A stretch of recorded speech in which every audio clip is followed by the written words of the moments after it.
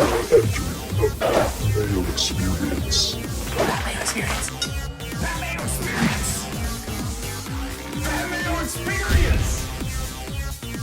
Experience. Welcome to the Pat Mayo Experience, presented by DraftKings. Week 12, Thanksgiving. DraftKings picks my single favorite slate of the entire year. There's a Millionaire Maker up on DraftKings in the lobby right now. The Listeners League link for this week is still for the Sunday main slate only, so you can find that in the description of this video and podcast. If it has been given to me by the time this comes out, there's always a chance that it's not. Then I'll put to be added, and once I get it, I will add it in. So check back for that. Refresh your app to get yourself going. Remember to smash the like button for the video, and in the comment section of the video, please tell me who your sleeper play, your cheap play is for the DraftKings Thanksgiving Day slate. We will have a full main slate DraftKings show later in the week. We will also have a Thanksgiving-only spread pick show, plus a spread pick show for the majority of the week. So a lot of content from Mayo Media Network coming out this week. Remember to subscribe to Mayo Media Network. It takes 3 seconds. It would really help me out if you would do that. And if you're listening to the podcast, rate and review, as always, along with smashing that like button. You can find the cheat sheet up on dkplaybook.com on Wednesday if you're looking for that. Let's just jump right into it, though. Let's not jump right into it, because I do have a giveaway for people. I have 20 tickets to give away for the Thursday Thanksgiving DraftKings $20 contest. You can find those and the giveaway coming out sometime, let's say noon on Tuesday at the PME on Twitter. So you have to be following me on Twitter, obviously. And then around noon Eastern time on Tuesday, I will have the giveaway details up there, so you can enter that if you can get a free ticket into. I'm ineligible. I just give all 20 to myself. I'm not allowed to do that, apparently. So got to give it to you people out there. You good people could get yourselves a shot for a free entry into the Thursday Thanksgiving Millionaire Maker. Let's bring him in from linemovement.com and the Joe Holka Show. It's Joe Holka. What's going on, man? You're the co-founder and chief content officer over at Line Movement. You've been doing an incredible job as an upstart so far. So we haven't talked in ages. I want to congratulate you on that. It's very impressive. I appreciate it, man. Yeah, it feels like a while since we've done this. It's a very official title, so I hope that I've definitely been able to provide enough value to deserve it. But I think things have been going really well so far. We've got a lot going on at Live Movement, obviously a ton of MMA stuff, NHL stuff, and then during the football season, obviously football is king, right? So I got my own streams going on throughout the week on Mondays and Wednesdays at 3 p.m. The Sunday morning show is a little bit earlier at 9 a.m. But we have a bunch of stuff. Usually there's a Line Movement show directly after my stream. So it works out really well, man. It's been exciting to work with a public company. It's been exciting to work with blitzbet.eu. And it's been a process overall, but during football season, man, as good as anyone, we just kind of put our head down and push through it, man. This is an awesome slate though. Thanksgiving, this is one of the best slates of the year. So happy to be here for it. You can find the link to both YouTube channels in the description of this video if you want to go check out Joe and all of the contributors' work over at the Joel Holka page and the Line Movement page too. I want to start with small slate strategy. We kind of touch on this every single time that a small slate comes up, but in football, it's the playoffs and it's essentially Thanksgiving are the two small slates. We got 3 games, 6 teams to choose from when it comes down to it. The most success that I've had on Thanksgiving was a few years ago now, wherever the Theo Riddick game was. Other than that, I've been just a disaster on Thanksgiving. Love playing it, though, because it's just fun to have something to root for all day. And there are showdown contests on DraftKings you can go to as well. But David Jones will have a video on that for us coming out probably on Wednesday, I'm guessing, maybe even Tuesday evening, because it's a get everything done early in the week kind of thing so people can go enjoy their vacations. As a Canadian, I'm just going to be in the studio. So if you need anything from me, I'm going to be here, viewers. So you can go enjoy your holidays if you're allowed to in your state. And just know that Pat Mayo is going to be chained to his desk and he has nothing else to do. So this is what he's going to be talking about. But 6 teams on this slate. I think stacking the early game, if it makes sense, is the move. That's where you want to take your chance on sleepers, your low-owned guys, hope to hit big, and then with the salary left over, you can pivot onto chalk the rest of the way through, where it doesn't really work that way going down the slate, where if you play the chalky guys early on, or you have chalky guys later on, you're already way behind the 8 ball. That chalk's going to do you no good by the time the Baltimore and Pittsburgh game hits. Yeah, this is the type of slate, and especially basically, you could look like you said, playoff weeks, Thanksgiving weeks. You have to think of these slates as if this is game number one, game number two, and game number three, because that's all that matters. We have a little bit more time to do late swaps during this type of slate overall, which is really helpful, obviously. So I think that you kind of said it. There's a couple different ways you can do it. Play a little bit of chalk early, and if that hits, you can continue to play what you think are some of the best plays. But also, I think the best way to do it is just to kind of take some chances early on. Because if it flops, you can just get a little bit weird the rest of the way and you can still make up ground. But if you end up hitting on some of those sleepers early, that's what really sets you apart the rest of the way typically. And one of my biggest hits ever was on a playoff week. So we talk about the Minneapolis Miracle. I'm not from Minneapolis, but I live in Minneapolis now. So that Stephon Diggs catch was just absolutely huge for me on that slate. But the biggest thing that I always think about was that it wasn't a team that I originally had. I ended up stacking up the Pittsburgh offense against the elite at the time Jacksonville defense at like sub 10% ownership because I missed on a couple of my sleepers along the way. So I had like a really couple cheap wide receiver plays, I think, in the first game of that playoff slate. Maybe one of them I think did okay. The other one completely flopped. So I ended up just moving that team completely to the lowest owned game stack and then had Diggs basically left on game number 4. So I like to think about it as which game is which in the order, not necessarily which one is going to be the most popular, I guess, at times. What's it like winning all that money and being live at the game where it happens? Yeah, I should put the video up on Twitter again because it was probably one of the crazier things that's ever happened to me. Stephon Diggs literally runs in the end zone that I was sitting in, basically. So the live sweats normally don't work out. I guess if you've ever been to a live event, you just go a little bit heavier on the showdown, whatever it is. This is like one of the few times where I've had a huge hit. Was there for it. Like the atmosphere in that building. Obviously, we haven't had fans in so long. It feels like years ago at this time that we even had. I live right across the street from the stadium. So normally there's like a lot of tailgating and stuff going on. Yesterday, I was talking to my girlfriend about it. Like there's a game happening across the street. Still just looks like a ghost town out there, which is crazy. But yeah, that touchdown was one of the cooler things that I've ever been a part of. Definitely in DFS for sure. So once again, I really try to hammer this home when we think about the order of the slates. The reason to do that is because we jump into this week and even ownership projections for the week. And you can find all ownership projections, player projections, use the optimizer, all at ftndaily.com. If you really want to take this slate seriously, play multiple lineups, really get the research in. The cornerback shadow index is in there as well. Use code Mayo, get yourself a discount. It's already highly discounted because we're into week 12 of the season. You can't be charging full price for this shit. So with less than half the season left, you get that plus the playoffs. If you've never thought about doing it, I do highly recommend ftndaily.com. There's a lot of free tools up there as well. You can find those in the description of the video and podcast too if you just want to test it out. Maybe those are good enough for you. You want to take it more seriously. Like I said, use code Mayo. Get an extra discount on top of the discount at ftndaily.com. But just the information of what happens in each game can really, like you said, point you to the proper late swaps and everything like that. I know some people will be like, well, just give me the best players. Like that's fine. And if you're playing in a 100-person contest or you're playing a double up or a head-to-head, that makes perfect sense. I mean, even in a head-to-head, you could probably figure out going in late swap too if you're way behind in some sort of circumstance. But then you at least know what you need to do in the later games if you actually want to catch up and have a chance to win. Like, I don't think that people value that information enough. Yeah, I mean, you said it, and you had the perfect guest on, I believe, last week or the week before. Michael Leone is someone that I've been working alongside a lot this year as well. We have a show on Sunday night at 6:30 p.m. on Line Movement's channel called The Tilt Space, where we go through all of our high stakes lineups on DraftKings. I honestly think Leone is probably the best there is right now at a very specific thing. He plays the smaller field contests on DraftKings. He's very contrarian. So we have to evolve. Like you said, it's not about finding the best plays. It's not that hard to find the best plays in most weeks. Typically, it's how do we beat others at this point of where the DFS meta is at this point. So I'm with you that we have to figure out different ways to approach things than maybe we used to. I'm evolving as well. I used to be someone that used to just jam in all the running backs at the high end and just kind of figure it out from there. I've evolved a little bit. I'm trying different things now. Leone's definitely been a big part of trying to be a little bit more contrarian with stacks in particular, but just I've always been super aggressive with late swaps, but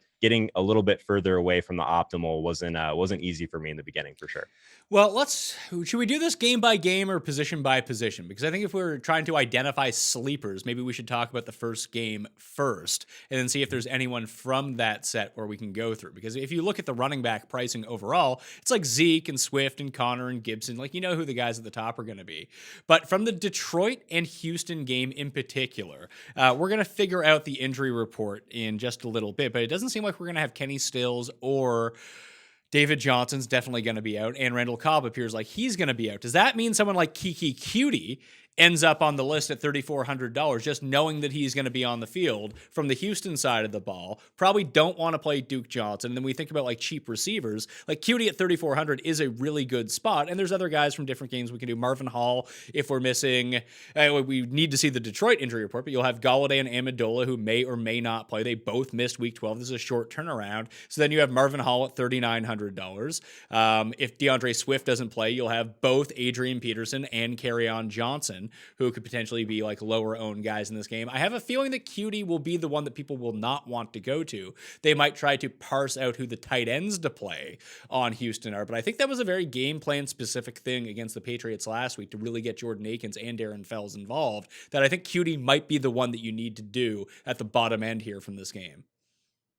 Yeah, this game overall is an interesting first game to, I guess, attack, because neither one of these defensive lines really pressure a ton anyway. So I think both these quarterbacks are going to have a decent amount of time. But in theory, you'd want to attack both of these teams on the ground, which doesn't really fit seamlessly for Houston or Detroit on the offensive side of the ball. So that's kind of interesting. Houston, 8th fastest neutral pace.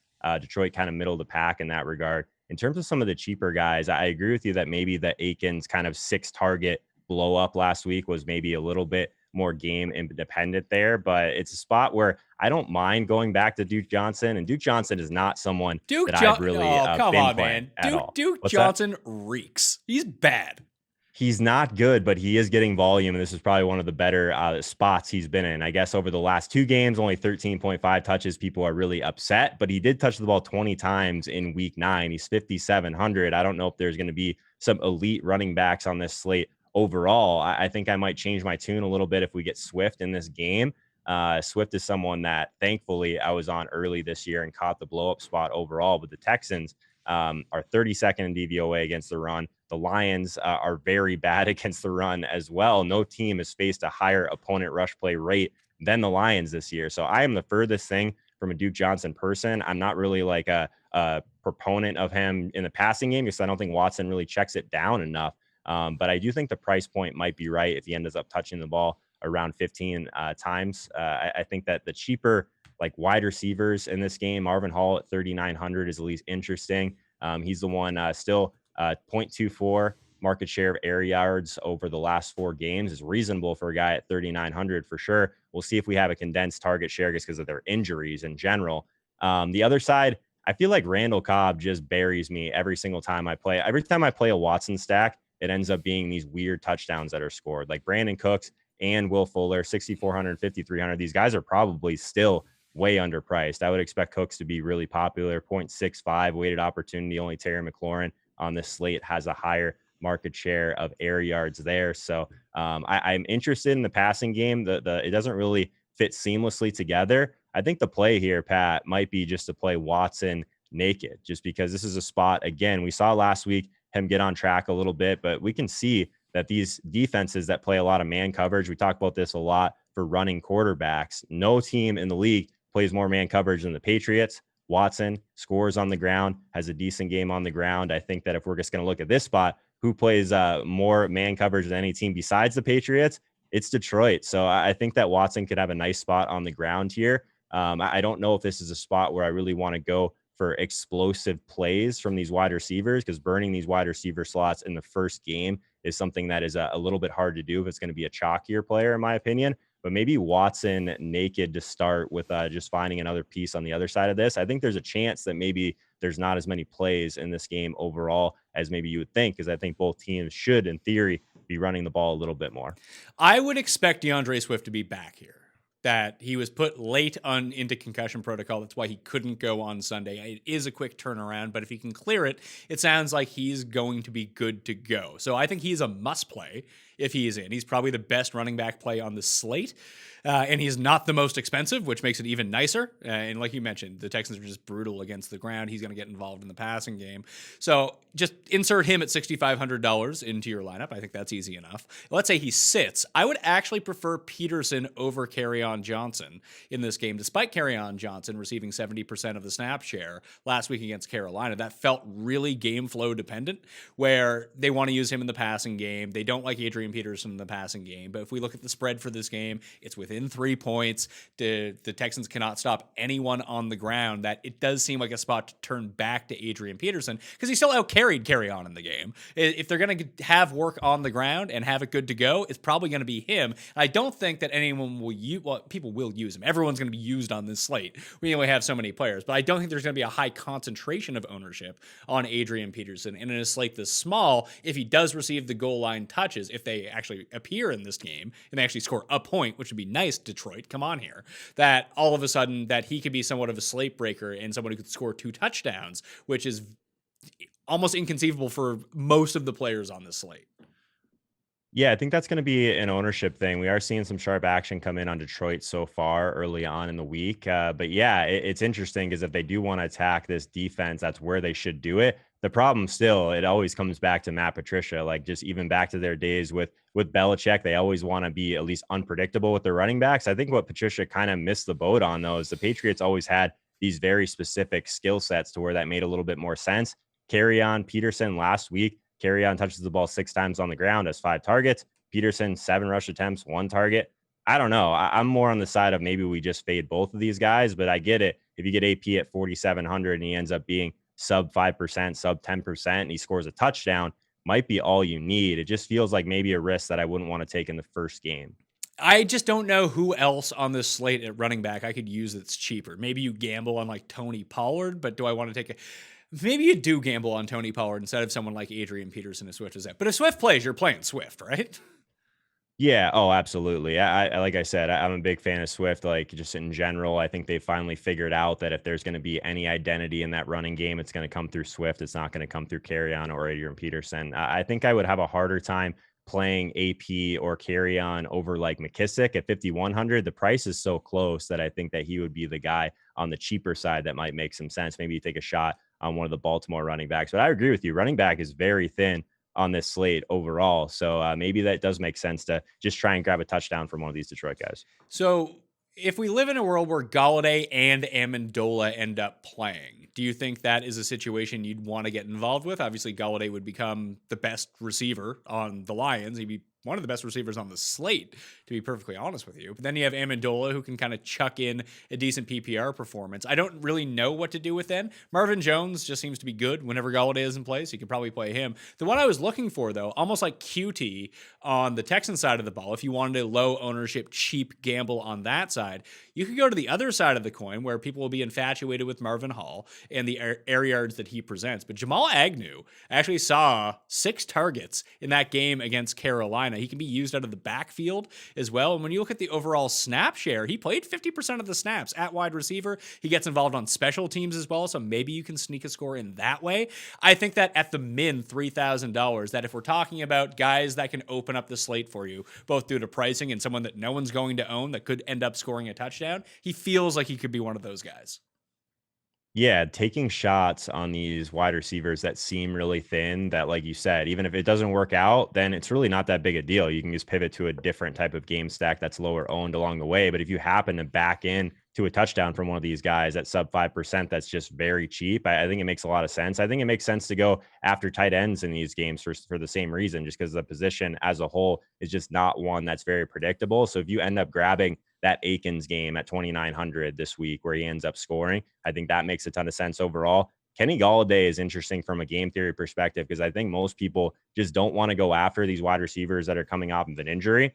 But a lot of times, like, it's still, if they're coming back, they're in a decent enough spot to where it's worth the ownership gamble, in my opinion. So Kenny Galladay in the last 4 games that he's played, 0.45 weighted opportunity. That's like top 5 on this slate. So I still think that he's in play at 6K. He's not very cheap, that's for sure. But I think that the risk in tournaments might make some sense as a one-off overall. I'm definitely more on the Galladay side than the Marvin Jones side, but I don't know. I just never end up playing Marvin Jones for some reason. I have some weird biases there. Hawkinson, I thought was in for a decent game last week, but still didn't quite get there for us. But man, tight end has been just a joke this year. What have you been doing at tight end, Pat? I've just been correlating mostly with my quarterbacks at this point.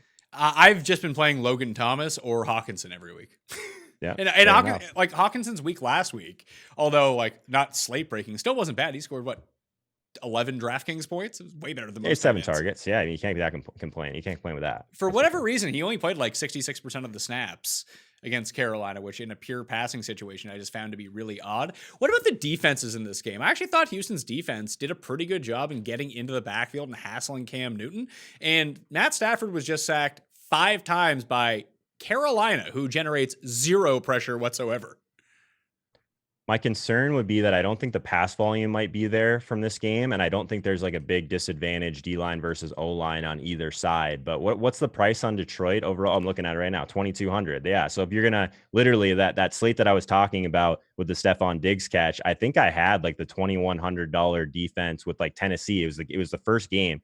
And basically, I think they took a 0 even. And if you're playing smaller field tournaments, it always comes back to field size of your tournament, in my opinion, like what types of roster construction, what types of chances you should be taking. So yeah, if you're playing something smaller, just jamming in one of these cheaper defenses, you never know. Maybe you back into a touchdown from Detroit, or maybe you back into something on the Houston side of the ball with Matt Stafford slinging it back there with a hurt hand. Well, if you do go with the Lions, I would suggest using Agnew in one of your wide receiver slots as well. And just remember that to leave your flex spot open for the latest games possible, you want to have someone from either the later game, or if you're not using any of the later game, which, with the 2 best offenses, you think you would do that. But just remember, leave the flex spot open that you can pivot and change up your plays a little bit for the late swap. Utilizing the flex is hugely important for that. So you'd use Agnew at 3,000 for a wide receiver spot, and then use the Detroit defense at 2,100. Then you can essentially afford anyone else you want on the slate. The only reason I say that is, and only use Agnew if Golladay and Amendola are out. That seems to be the only way that he's getting any run here. But he returns punts for them and returns kicks for them. So if you can somehow double dip there, if he scores a punt return touchdown, you get double the points. It is a very, probably less than 0.5% outcome of happening. But on these weird slates, you need something like that to go into your favor. Yeah, he's probably going to be a guy that's like not popular at all in showdown either. And like you need these like weird guys that maybe are just going to be out there for like 25 to 40% of the snaps that just get there on just like their price alone. Because you need to open up the slate for some of these studs that we'll get to in some of these other games. But this first game, you got to really approach it one of 2 ways. I think you just have to take some shots on some of these guys that are going to be super low owned. If it doesn't work out, doesn't matter. If it does, you're way ahead, and you can just kind of build from there optimally.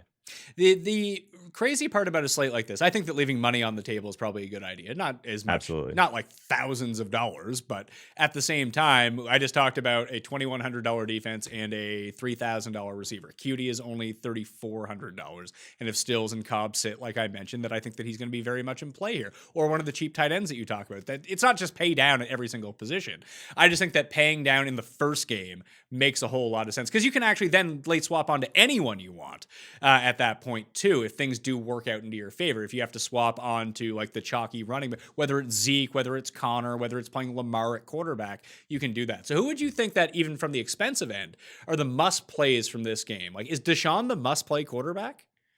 I love Deshaun. I think that he's the one that I'd be going after. I think Brandon Cooks is way too cheap. So those are the guys that if you did want to be on the passing game from either side, that I would probably lean towards. I think that if you did kind of want to just give yourself a little bit more flexibility, then yeah, maybe you just play Watson and you're betting on him just being the highest scoring quarterback on this slate, which could definitely happen. We have literally 2 games where both of these teams in them are just under 500. There's not some slate breakers. Maybe it might be a lower scoring type of slate overall, which is obviously really beneficial for a quarterback that's going to give you the rushing equity that Watson does. And from the Detroit side, I guess Swift would be a must play if he plays. Could you do Stafford here? Because Stafford could be the lowest owned quarterback on the slate. I think Stafford's reasonable, especially in this spot where he's just not going to see much pressure at all if this game does end up being a little bit more up tempo. So like the way that like they get away from running on both sides of the ball is if there ends up being some fast scores on the other side. So one thing that I talked about with Derrick Henry last week with certain stacks is that it makes a lot of sense for these guys that can score quickly. So Will Fuller, those type of plays, it really helps on the other side of the ball as well, because if they're scoring quickly in Houston, the pace is just going to be faster overall, which obviously benefits Stafford. So I think that if I was going to be playing Stafford, I would be betting on this game being high tempo overall. I don't know if I would just play like a skinny stack with Stafford and one guy. I think I would be stacking him with multiple weapons because he doesn't give us anything on the ground. But also, I think it's pretty necessary to have something coming back, someone like a Will Fuller that would just make this game speed up in general. Washington at Dallas is the middle game. Can I talk you into a football stack? Alex Smith, Logan Thomas, maybe some Terry McLaurin. Terry McLaurin only needs, I think it's 128 yards to become the first 1,000-yard receiver so far this year. Remember when people were like panicky about Terry McLaurin because he was putting up great fantasy performances every single week. They just weren't 40-point games. They were 17-point games. Turns out he just does that every single week, regardless of what happens. Had a very good game against Dallas the first time around. And although Alex Smith can't really stretch the field, I think this offense is super interesting because you have a lot of cheap guys outside of McLaurin that you can go to. If this is the game where you wanted to save money, or if you were looking for a team to save money on, to take individual studs from the other pieces, that Washington's offense really fits that well. It's really hard to spin the roulette wheel and get it to land on what you want. This is my favorite game by far, Pat, of the three. So like when we talk about giving some flexibility after game number one, depending on where you're at, it might give you the ability to kind of take some shots on the Cowboys passing game, which I'll get to in a second. But yeah, on the Washington side, it's just such a condensed target share overall with McLaurin and Logan Thomas, like you mentioned. So it always feels good to get both of those guys in, or either of those guys in, because you're feeling pretty safe about their volume overall. Terry McLaurin, 7 targets again last week. People are panicking when they know that they just weren't. I guess Alex Smith coming in, is it that much of a downgrade, upgrade? I have no idea, but he's been a guy that his talent has just allowed still just him to be a very relevant fantasy asset. 0.63 weighted opportunity over the last 4. Leads the slate. Like that's just the one thing that I always look at wide receiver, because it's the most predictive by far. He's expensive, $7K. There were times where we were getting Terry McLaurin at like 5'9", 6'2", something like that. But I think it's worth it to take some shots on McLaurin. I like mini stacks from this game. I don't know if I'm really in love with either quarterback, but the one thing that's nice about this being the second game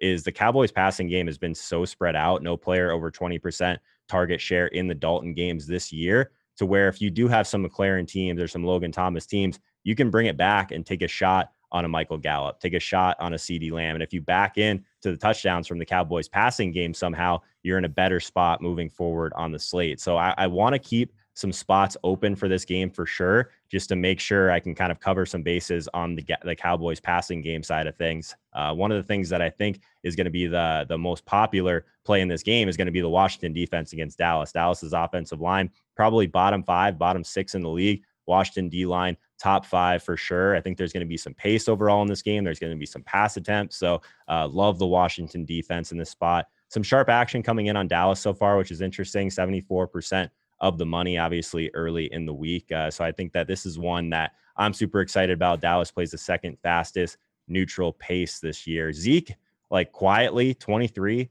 20 touches over his last 3 games. So if they end up using Zeke a little bit more, it's going to be kind of to try and defend against that pass rush for Washington. So there's a ton of different layers to this game overall, but I'm super into it.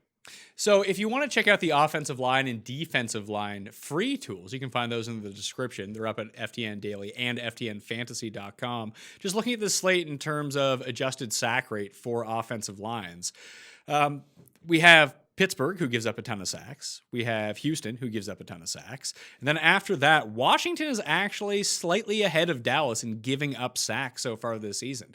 I don't think that the Dallas defense is going to be overly popular. So I think that they could be, well, they're not good by any means. You're hoping to luck into something here. And the best way to do that, to separate yourself in one of these giant fields, is going to be getting away from the chalk defense. Like, objectively, Pittsburgh, Baltimore, and Washington are the three defenses you probably should play on this slate, but those are the three defenses that everyone is going to own. Maybe you have to take a shot and hope to get lucky with something else. The Zeke part of this game, there are just so many pieces of this game in particular that I don't really know what to do with. Like, at the running back position, people are going to lock in Zeke, especially if Swift is out.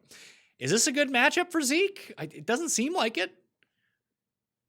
Yeah, I don't really pay attention a ton to matchup at running back. I care more about the touches. He's 6,800. He's touched the ball over 20 times in 3 straight games. So I think that's good enough for me. I'm with you that Dallas's defense is interesting because on a slate like this, obviously only 3 games, getting that defense at low ownership that ends up breaking the slate, that's how you get to the top of tournaments, right? So fading the Washington defense definitely makes sense because I think they're going to be the chalk. I'm a little bit, normally, I guess I'm more interested in finding these these games. I know exactly where the ball is going to go, but this is one that, it being the second game, I love that because we've already gotten some information from game number 1.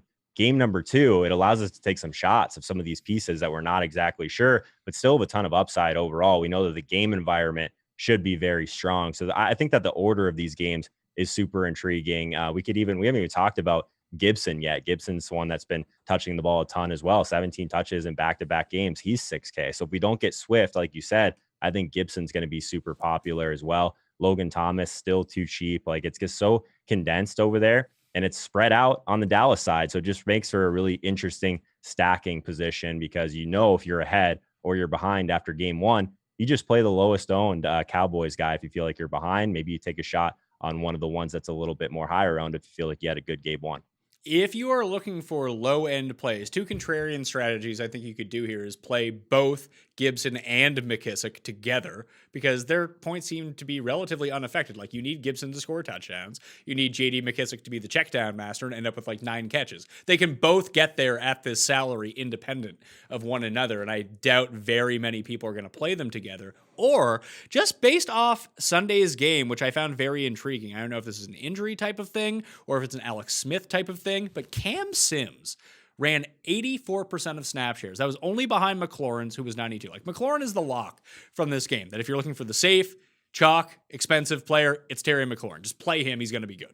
But after that, Cam Sims is $3,300. It was Steve Sims who caught the touchdown.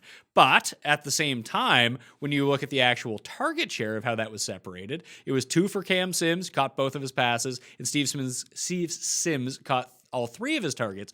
13 yards, 20 yards, not really doing much, but being on the field 86% of the time for Cam Sims, I do think is a good indicator button that he's going to be out there. And that's kind of all you really want against Dallas's defense is the guys who are on the field. If he's on the field, like I said, over 85% of the time at $3,300, he is a piece that just no one's going to use from this. I like it. He's got a 0.19 market share air yards over the last 4. So at least, yeah, if he's getting targeted, hopefully it's deeper targets. This is what we want from some of these, I guess, thinner plays down there. So I'm into that. I agree with you that McKissick and Gibson together is super interesting. If you just look at the correlation between Terry McLaurin, McKissick, and Gibson in general, all 3 of them are above a 0.3 correlation. So it's not like it's a direct negative one. I think it's because this offense as a whole is just so condensed overall. So I'm into that. I think that just capturing the pass catching upside and also probably the touchdown upside from Gibson on this slate in particular with not much running back equity overall makes a ton of sense. Anything more on this game? If you had to rank the Dallas receivers, just throw out price, just 1, 2, 3, it would be what? Cooper, Lamb, and then is this the one where you can use like Cedric Wilson, or was that only a Dak Prescott type of thing?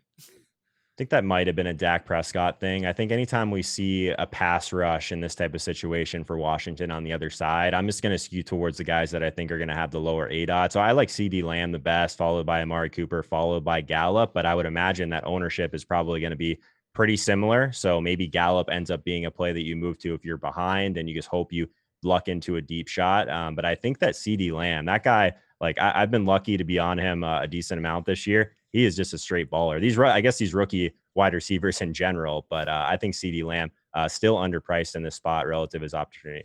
Another one too, that if you did want to use Dallas's defense, correlating that with CeeDee Lamb, who returns punts for them, almost got away from one in the Minnesota game. That I think that's one where you could try to.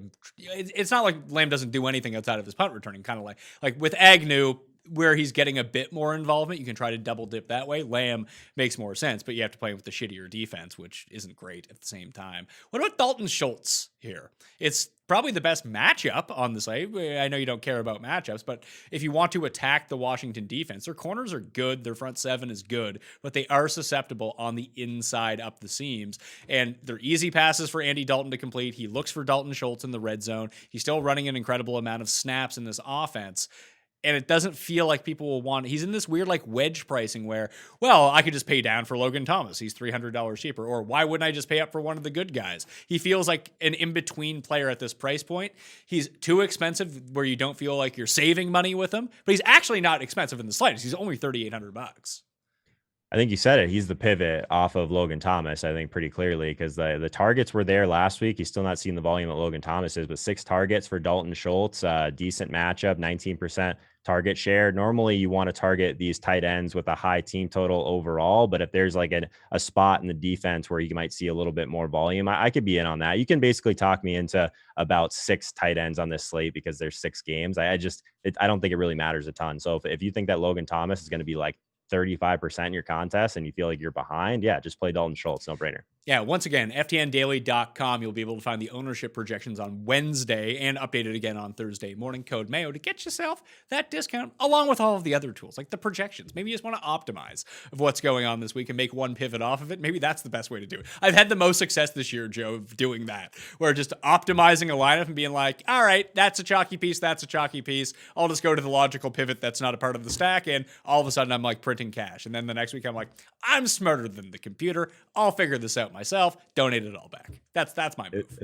It's sharp, man. I just think in general, we just think we know so much more than we actually do. And if we're just looking at like, we need that top 5%, top 1% outcome from a lot of these like wide receivers and tight ends in particular to truly get there in a GPP, the projection, like the median projection, just doesn't really tell us the story of like, what is the best chance for us to pass people. So I'm trying to get a little bit more aggressive. As long as you're building correlated type of lineups that make sense from a leverage perspective, having high owned pieces are totally fine, but you just have to be thoughtful about, especially in a slate like this, where you're at game 1, game 2. Like we get information the entire way through, in between your second and third servings of stuffing. Just make sure you're checking your lineups, doing some late swapping, because you have so much more information as the day goes on.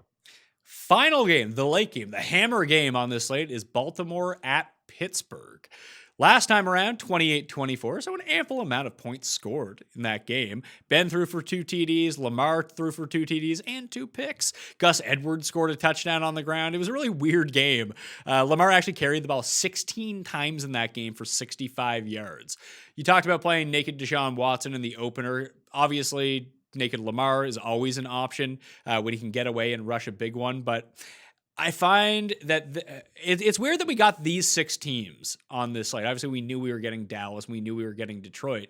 But these offenses are so spread out. There's very, like, besides Terry McLaurin in the Washington passing game and Zeke in the Dallas rushing game, and I guess James Conner in the Pittsburgh rushing game, there's no concentration in terms of market share and game-to-game consistency anywhere on this slate. Like, we have Dez Bryant catching passes for Baltimore now. That's not great.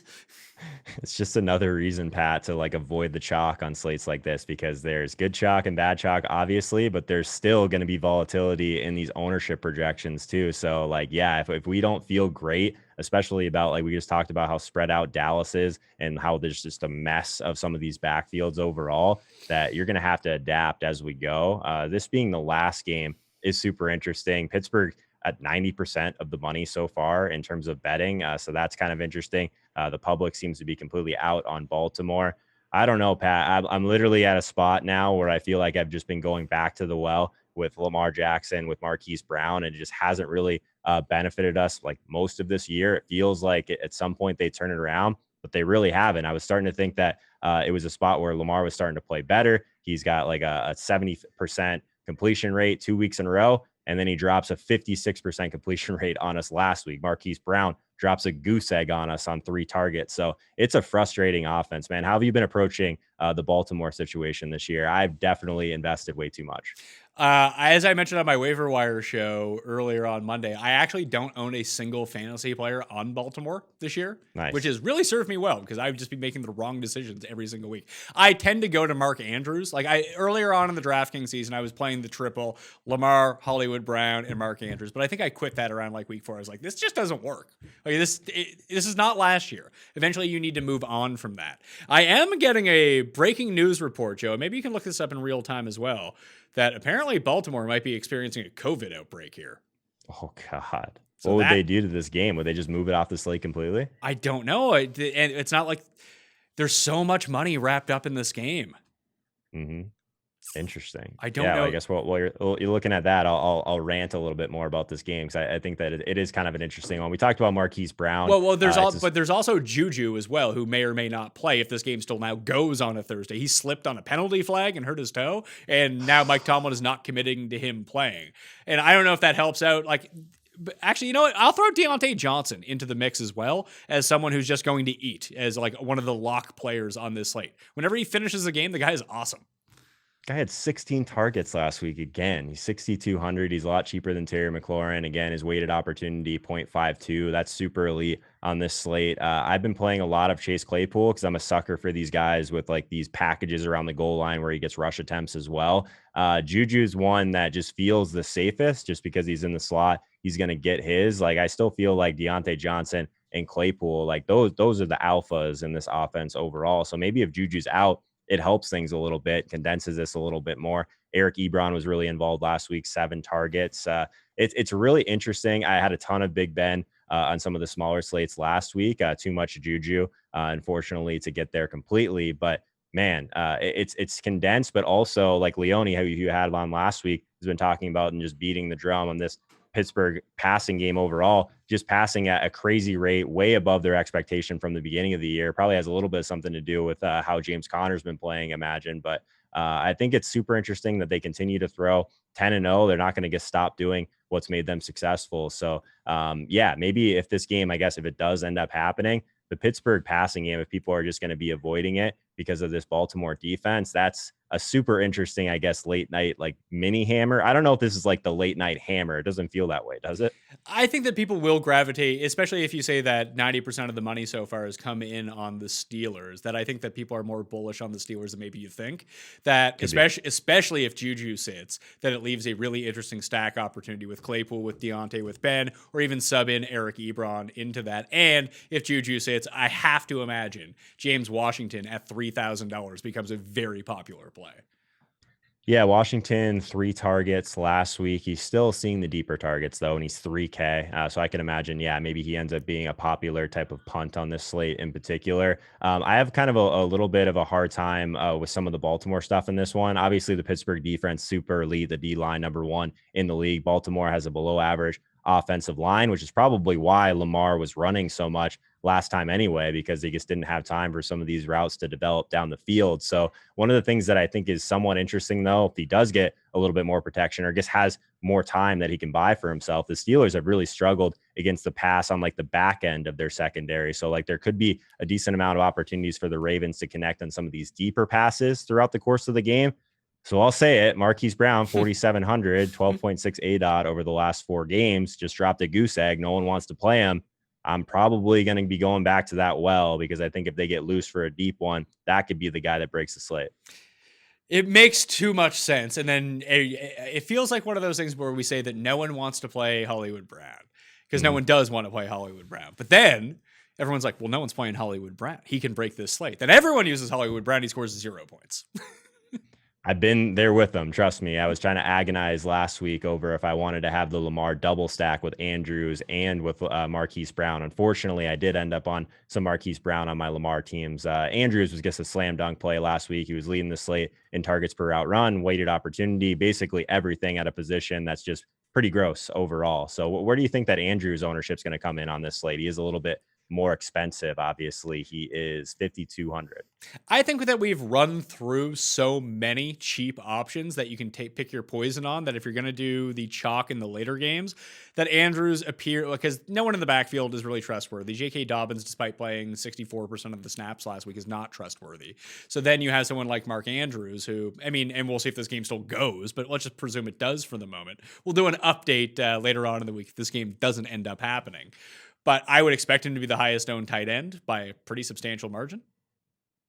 Yeah, that could be. I'm in on that. I think that he'll be as popular just because he got there for people last week. Like you said, the running game on both sides of the ball, honestly, isn't super intriguing. One last thing that I did kind of like in favor of the Pittsburgh passing game, Baltimore dead last in red zone touchdown rate allowed. So maybe it's like an Eric Ebron situation, even where he get in the end zone multiple times at the tight end position. If the Steelers can reach the end zone, I think they've got a decent chance to turn some of those plays into touchdowns. I think we have some concerns overall with pace in this game as well. Baltimore really likes to slow things down. The second slowest neutral pace this year. I think that would be, I guess, what could really make this game go sideways if people think they're going to see fireworks. These divisional unders always seem to be really, I guess, profitable in general. So maybe this game ends up being a little bit gross and you wish you had a little bit more of game number 2.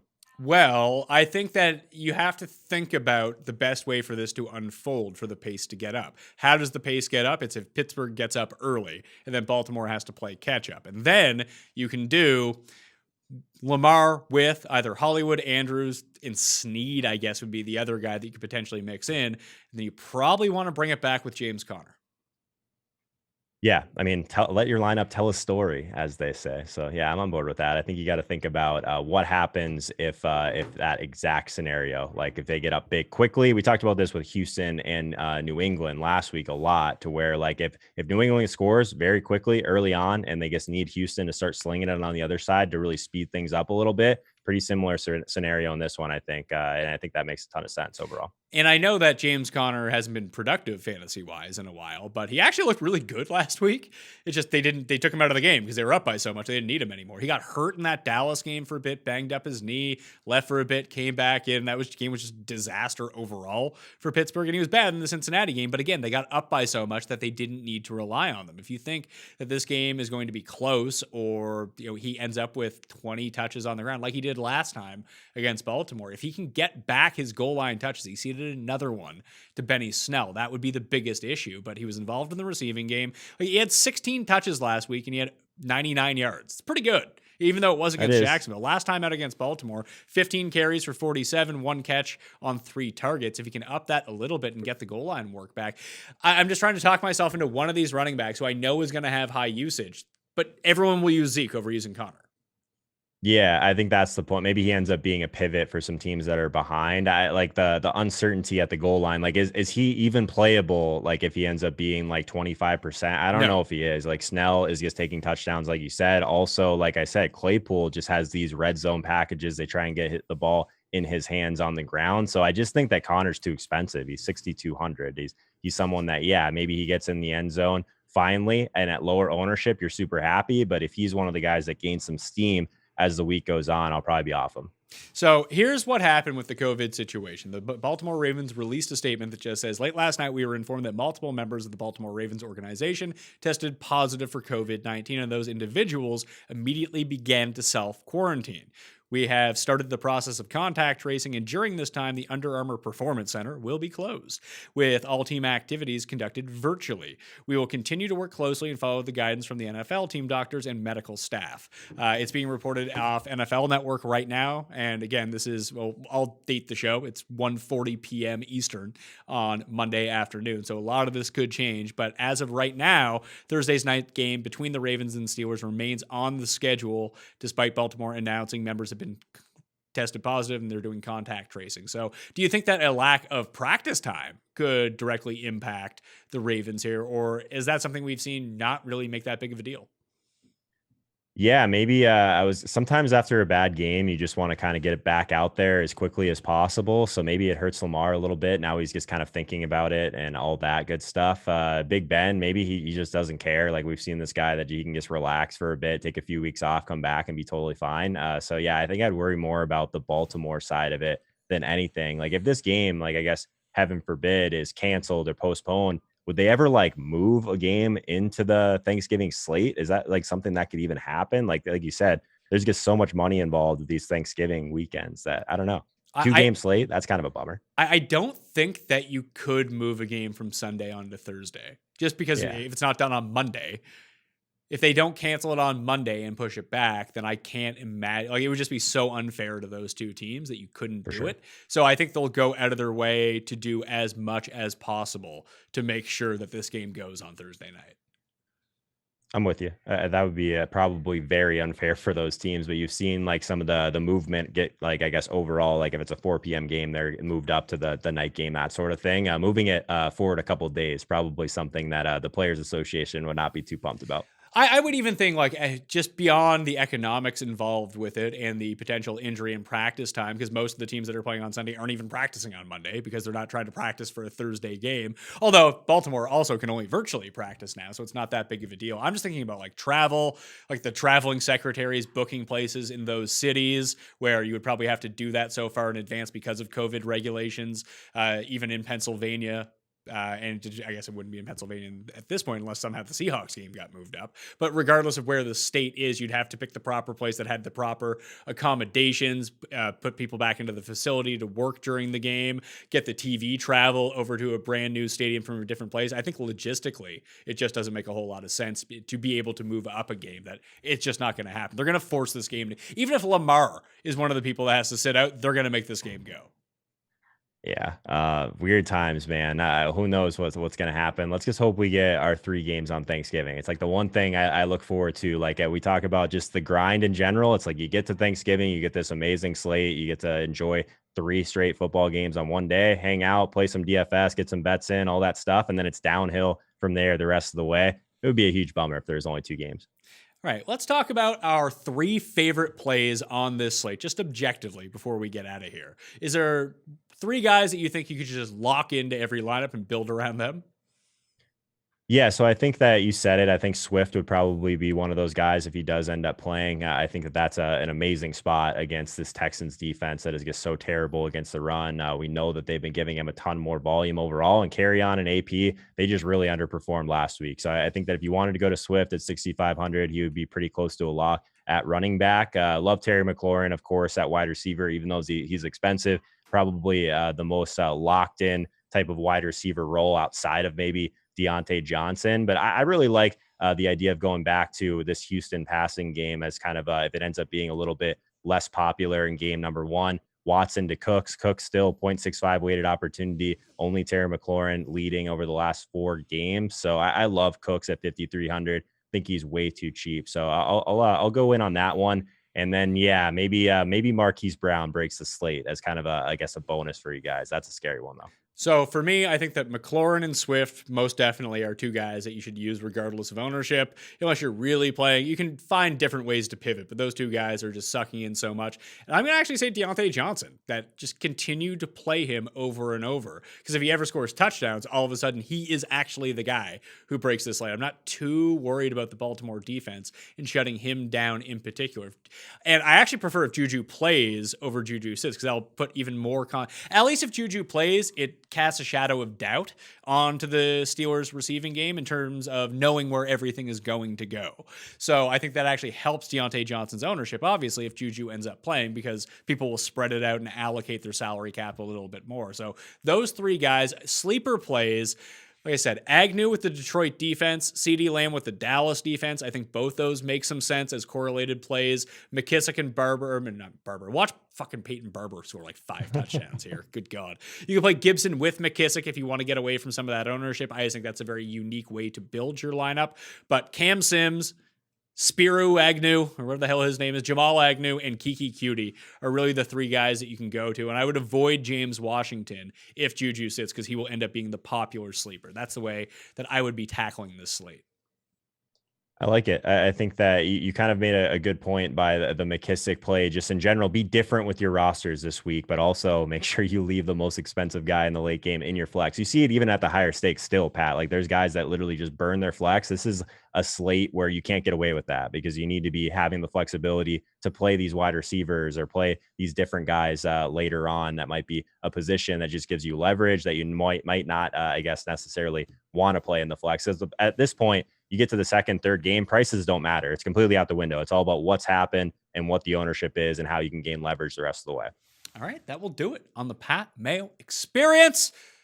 Week 12, Thanksgiving DraftKings picks and preview. If there's changes to that Ravens and Steelers game, I have like 3 shows a day basically coming up until Thanksgiving. So I'll update the shows before then. Well, I won't update the show, but I'll have updated information. You'll be able to find my cheat sheet up on dkplaybook.com on Wednesday. We got the ranking show, the spread show, the other DraftKings show, the injury report. It's all happening this week on Mayo Media Network and the Pat Mayo Experience. So please subscribe to Mayo Media Network on YouTube. Even if you're an audio listener, please go subscribe. You have a Gmail account, I'm pretty sure. It takes 5 seconds. Could you please do that as a big help? And if you are a video watcher and you do have an iPhone, let's say, subscribe to the Pat Mayo Experience audio podcast. Go leave a 5-star rating, maybe even a review if you feel generous, because that would just be so nice. A Thanksgiving miracle for myself. So I want everyone out there to stay safe, and I also want everyone to go to ftndaily.com and go purchase the premium subscription, code Mayo, to get yourself a discount, and subscribe to both of Joe's channels,